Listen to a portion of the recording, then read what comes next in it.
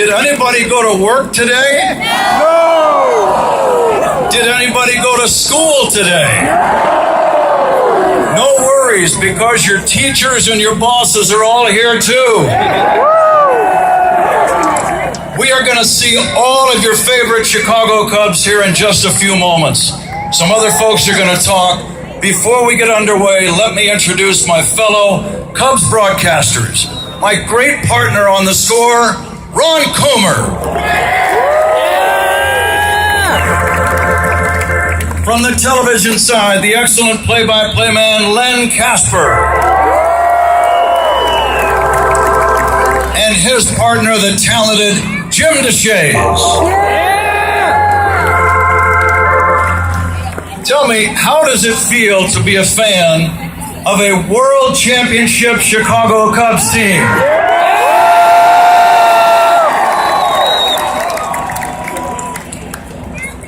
I want to mention 4 names, 4 people that are no longer here. I'm just going to mention their names, and your reaction is entirely up to you. But I've been thinking a lot about them of late. First of all, the one and only Mr. Cub, Ernie Banks. And my partner on radio for the Cubs for 15 years, the legendary Ron Santo.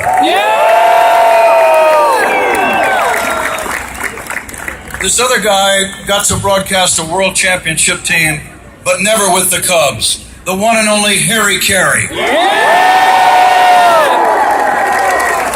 And before him, a man that called thousands of Cubs games, Jack Brickhouse. The other night on the score, I had the rare privilege, something that I'll savor for the rest of my life. The last time the Cubs won the World Series, 1908. There was no baseball on the radio in 1908. That came along in the 1920s. So I had the chance to say, for the first time ever, as a broadcaster, the Chicago Cubs win the World Series.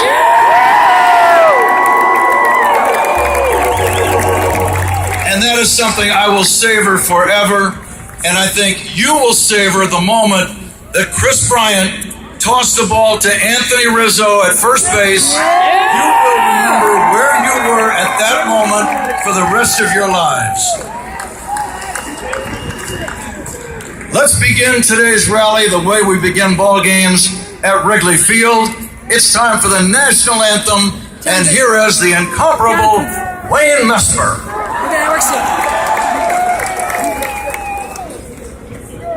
Oh,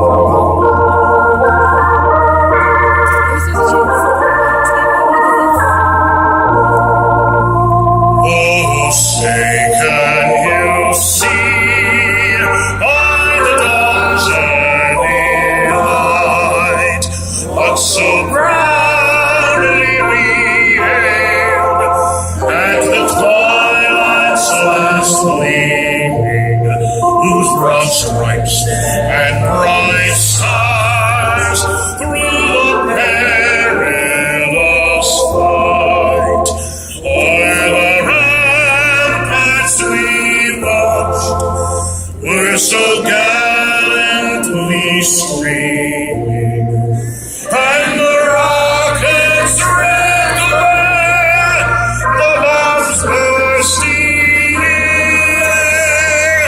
gave proof through the night that our flag was still there. Oh, say does that star-spangled banner yet wave o'er the land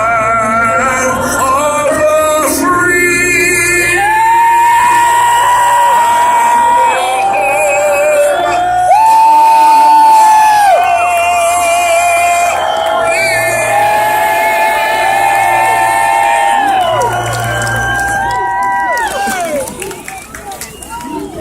Again, that was USA! USA! Cubs are owned by the Ricketts family. They have been the owners since late in the 2009 calendar year. It took them 7 years to win a World Series, which they said was their objective right from day one. Let's welcome the Ricketts family, Laura and Todd, and the chairman of the Cubs, Tom Ricketts, and they're going to say a few words.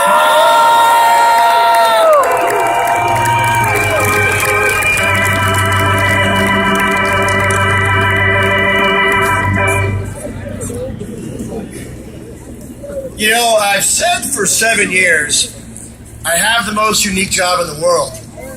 Because almost every single day, a complete stranger comes up to me. And they always say the same thing.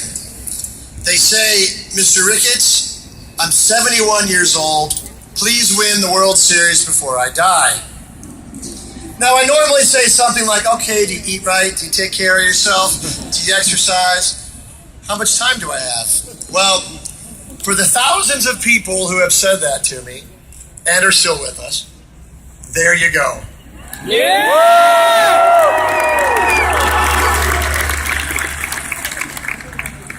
But you don't win the World Series on accident. You win the World Series because you have great people all working together to achieve a goal. And today we're going to recognize many of those people, but first of all, I'd like to congratulate the guys on the field. They're great people and great players, and you'll have a chance to see them later.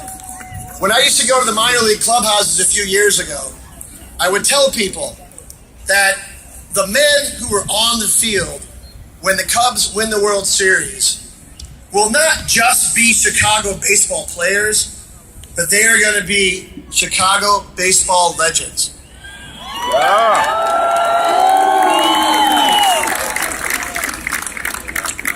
And those Chicago baseball legends were led by a new Chicago baseball legend in his own right, our great manager, Joe Maddon, and his incredible coaching staff.